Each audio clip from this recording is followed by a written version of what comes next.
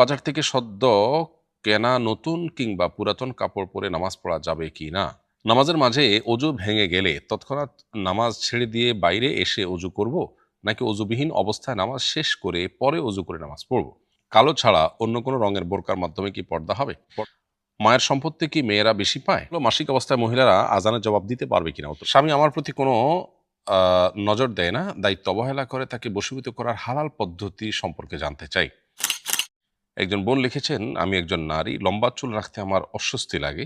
আমি যদি চুল ছোট করি তাহলে শরিয়ার দৃষ্টিকোণ থেকে কোনো সমস্যা আছে কিনা? যদি এতে কোনো বিধিনিষেধ থাকে তাহলে আমার করণীয় কি?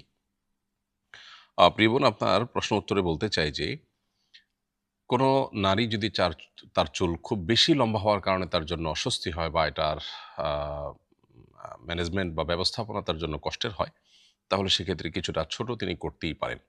উম্মাহাতুল মুমিনিনদের থেকে চুল ছোট করার বিষয়টি সাব্যস্ত হয়েছে। এজন্য চুল মেয়েরা যদি কেউ ছোট করতে চায় তাহলে সেক্ষেত্রে কিছুটা ছোট তিনি করতে পারবেন। কিন্তু চুল ছোট করতে করতে যদি এই পর্যায়ে নিয়ে যাওয়া হয়, যেটা পুরুষদের সাধারণত যে চুল থাকে ঠিক সেরকম চুলের সমপরিমাণ হয় বা যার ফলে নারী পুরুষ ভেদাভেদ করা কঠিন হয়ে পড়ে, তো সেটা কোনো অবস্থাতে জায়েজ হবে না।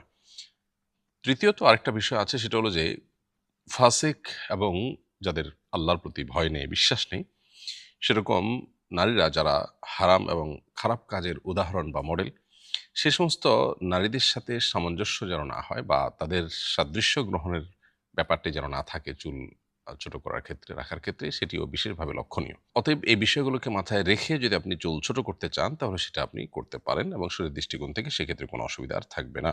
এরপরে প্রশ্ন হলো, বাজার থেকে সদ্য কেনা নতুন কিংবা পুরাতন কাপড় পরে নামাজ পড়া যাবে কি না? উত্তর হলো, বাজার থেকে কেনা কাপড়, সেটা নতুন হোক আর পুরাতন হোক, সেটা পরে নামাজ পড়তে পারবেন। কারণ কোনো কাপড়, কোনো পোশাক নাপাক হিসাবে ধর্তব্য হবে তখনই যখন সেখানে কোনো নাপাক দৃশ্যমান হবে বা নিশ্চিতভাবে জানা যাবে যে এখানে নাপাক লেগেছে। নতুন যে কাপড় আপনি কিনে এনেছেন কিংবা ব্যবহৃত কাপড় যেটা আহ, বিভিন্নভাবে বাজারে বিক্রি হয়, এটাতে কোনো নাপাক আছে বলে আপনি দেখতে পাচ্ছেন না, আপাতদৃষ্টিতে যেহেতু কোনো নাপাক নেই, অতএব এটাকে পবিত্র ধরে এটা পরে আপনি নামাজ পড়তে পারবেন, কোনো অসুবিধা হবে না।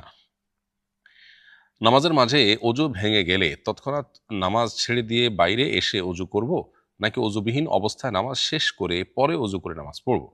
যদি নামাজের মধ্যে হঠাৎ অজু ভেঙে যায় তাহলে তৎক্ষণাৎ আপনাকে নামাজ ছেড়ে দিতে হবে। বিনা অজুতে নামাজ কন্টিনিউ করা জায়েজ নয়। মানুষ কি মনে করবে, লোকে কি ভাববে, আমি নামাজের মধ্যে যদি চলে যাই লোকে বুঝে যাবে আমার অজু ভেঙে গেছে, এরকম চিন্তা মাথায় আসতে পারে। সেটি শয়তান মানুষের মাথায় সাধারণত এনে থাকে। লোকে কি ভাববে তার চেয়ে বড় কথা হলো, আমি আল্লাহ রাব্বুল আলামিনকে সিজদা দিব, ইবাদত নিবেদন করব পবিত্র অবস্থায়, যেটি করতে আমাকে নির্দেশ করেছেন আল্লাহ। অপবিত্র হয়ে গেছি, এই অবস্থায় আমি আল্লাহকে যদি সিজদা নিবেদন করি, ইবাদত নিবেদন করি, তাহলে সেক্ষেত্রে আল্লাহর নির্দেশের লঙ্ঘন হচ্ছে। তো আল্লাহর নির্দেশকে লঙ্ঘন করতে গিয়ে আমি লোকে কি ভাববে সেটাকে যদি আমলে নেই, তাহলে সেক্ষেত্রে সেটা হবে গর্হিত কাজ, সেটা হবে সেটা হবে ভীতু মানসিকতার কাজ, সেটা প্রকৃত অর্থে সৎসাহস হবে না। সৎসাহস হবে, আমার অজু ভেঙে গেছে, লুকাবার কিছু নেই, আমি চলে যাব। আপনি যেখান থেকে চলে যাবেন, যে অজু করার পর ঠিক নামাজে যে অবস্থায় অজু আপনার ভেঙেছিল ওখান থেকে আপনি আবার নামাজ কন্টিনিউ করবেন। আর যদি জামাতে নামাজ পড়ে থাকেন তাহলে সেক্ষেত্রে জামাতে এসে যেখান থেকে পেলেন সেখানে আপনি শরিক হয়ে যাবেন। মাঝে যদি কোনো এক রাকাত পূর্ণাঙ্গ ছুটে যেয়ে থাকে, সে রাকাতটা আপনি আবার ইমাম সাল্লাম ফেরানোর পরে পড়ে নেবেন। জাস্ট এতটুকু করলে আপনার নামাজ আদায় হয়ে যাবে। কালো ছাড়া অন্য কোনো রঙের বোরকার মাধ্যমে কি পর্দা হবে? পর্দার জন্য কালো কালার হতে হবে এমন কোনো বাধ্যবাধকতা নেই। যে কোনো কালারের পোশাক দিয়ে পর্দা হতে পারে। তবে লক্ষ্য রাখতে হবে, আ পর্দা করার জন্য যে পোশাক পরিধান করা হচ্ছে ইটসেলফ সেটা যেন মানুষের দৃষ্টিকে আকর্ষণকারী না হয়। অর্থাৎ অতিরিক্ত চাকচিক্যপূর্ণ যেন না হয়, সেটি মাথায় রাখতে হবে। কেউ যদি সাদা পোশাক দিয়ে আপনার বোরকা বানান বা পোশাক পরে যদি নিজেকে আবৃত করে রাখতে পারেন তাহলে সেক্ষেত্রে পর্দার বিধান আদায় হয়ে যাবে। মূলত এখানে আল্লাহ রাব্বুল আলামিনের নির্দেশনা হলো, ওয়ালা ইউবদিনা যিনাতাহুন্না, মেয়েরা তাদের সৌন্দর্যকে প্রকাশ করবেন না। এখন প্রকাশ না করার জন্য তিনি যদি সাধারণ যে পোশাক পরছেন সেটা দিয়েই তিনি আবৃত্তি করে রাখতে পারেন, ওকে, সেটাই যথেষ্ট হয়ে যাবে। আলাদা করে তাকে বোরকা পরতে হবে, কালো বোরকা পরতে হবে, বিশেষ কালার বোরকা পরতে হবে, এরকম কোনো বাধ্যবাধকতা নেই। ঢিলেঢালা হবে, যে পোশাক ইটসেলফ মানুষের দৃষ্টিকে আকৃষ্ট, পরপুরুষের দৃষ্টিকে আকৃষ্ট করবে না, তাকে নিয়ে বাজে চিন্তা করার কোনো স্কোপ তৈরি করবে না, এরকম পোশাক পরে যদি নিজের সৌন্দর্যকে তিনি আবৃত রাখতে পারেন তাহলে সেক্ষেত্রে পর্দার বিধান পালন হয়ে যাবে। কালো বোরকাই পড়তে হবে এমনটি আবশ্যক নয়। মায়ের সম্পত্তি কি মেয়েরা বেশি পায়? উত্তর হলো না।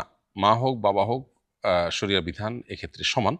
অর্থাৎ সম্পদ পাওয়ার ক্ষেত্রে মেয়েরা যতটুকু পাবে ছেলেরা তার দ্বিগুণ পাবে। একজন মেয়ে যেটা পাবে আ একজন ছেলে তার দ্বিগুণ পাবেন। এটা বাবার সম্পদের ক্ষেত্রে যেমন প্রযোজ্য, মায়ের ক্ষেত্রেও একইভাবে প্রযোজ্য এবং এই যে দ্বিগুণ পাবে এর কারণও পরিষ্কার। কারণ ব্যয়ভারের আ বিষয়টা পরিপূর্ণভাবে ছেলের উপর ন্যস্ত, মেয়ের উপর না। মেয়ে যেটুকু পাবে সেটুকু তার একান্তই নিজের খেয়াল খুশি মতো খরচ করার জন্য। আর ছেলেরটা হলো তার নিজের এবং তার অধীনস্থদের ব্যয়ভার বহন করা, এটা তার উপরে কর্তব্য। সেই হিসাবে তাকে শরিয়া বেশি দেওয়ার নির্দেশনা দিয়েছে। এরপরের প্রশ্ন হলো মাসিক অবস্থায় মহিলারা আজানের জবাব দিতে পারবে কিনা? উত্তর হলো হ্যাঁ, মাসিক অবস্থায় আজানের জবাব দিতে পারবে, যেকোনো জিকির করতে পারবে, ইস্তেগফার, দোয়া সবকিছুই করতে পারবে। শুধুমাত্র নামাজ পড়তে পারবে না, তওয়াফ করতে পারবে না, কোরআনে কারিমের তেলাওয়াত এবং স্পর্শ করতে পারবে না। ব্যাস, স্বামীর সহবাস করতে পারবে না। এর বাইরে বাকি সব কাজ করতে পারবে। অতএব আজান দেওয়া বলেন, দোয়া দুরুদ, জিকির আজকার এগুলোর সবগুলোই আল্লাহর স্মরণ ইত্যাদি মাসিক অবস্থায় মেয়েরা করতে পারবেন। স্বামী আমার প্রতি কোনো নজর দেয় না, দায়িত্ব অবহেলা করে, তাকে বশীভূত করার হালাল পদ্ধতি সম্পর্কে জানতে চাই।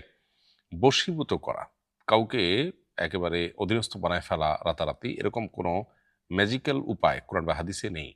এগুলো বিভিন্ন ব্ল্যাক ম্যাজিকের মাধ্যমে হারাম বিভিন্ন উপায় করার বিভিন্ন সুযোগ থাকে। তাবিজ কবজের কাজ করে এরকম অনেকে এগুলো করে থাকে।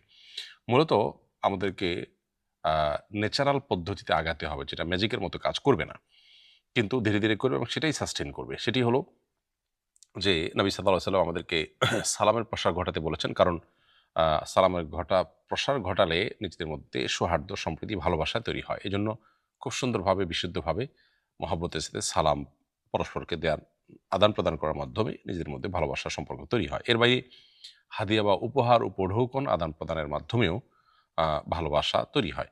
আর দোয়াও করা যেতে পারে আল্লাহ তাআলার কাছে স্বাভাবিকভাবেই যে, আল্লাহ অমুকের আমার স্বামীর আমার প্রতি আগ্রহ যেন বাড়ে বা তিনি যেন আমার প্রতি অবহেলা যেন না করেন, দায়িত্ববোধ যেন বাড়ে, আপনি তাকে সে তৌফিক দিয়েন। দোয়া করা যেতে পারে। এগুলোতে আপনি ম্যাজিকের মতো কাজ না হলেও, না হতে দেখলেও আপনার এই পদ্ধতিগুলো হলো ন্যাচারাল এবং এগুলোই হলো সঠিক পদ্ধতি। বিধায় আপনাকে সেভাবে অগ্রসর হতে হবে। স্ত্রীর মহারণা কার হাতে দেওয়া উত্তম? উত্তর হলো মোহর স্ত্রীর হক। অতএব মোহর স্ত্রীর কাছে দিতে হবে। স্ত্রীর সম্মতি সাপেক্ষে তার বাবা-মা বা প্যারেন্টের হাতে দিলেও সেটি আদায় হয়ে যাবে।